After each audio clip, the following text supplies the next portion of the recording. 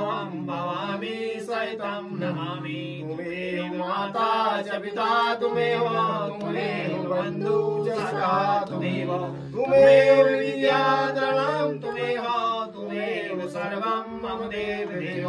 गुरुर्ब्रह्मा गुरुर्विष्णु गुरुर्देवो महेश्वरः, गुरु साक्षात् ब्रह्म तस्मै श्री गुरुवे नमः। सर्वे भवन्तु सुखिनः, सर्वे सन्तु निरामयाः, सर्वे भद्राणि पश्यन्तु मा कश्चित् दुःखं भवेत्। शिव शंकर भगवान की जय।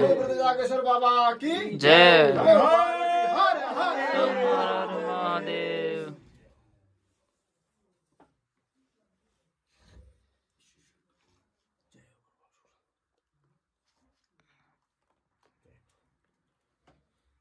मंत्रासंतु पूर्णासंतु जीवन से वृद्ध जागे से शिव प्रसाद बाबा आगे बात ये थोड़ा देर करते हैं दीर्घायु बाबा की कृपा बने।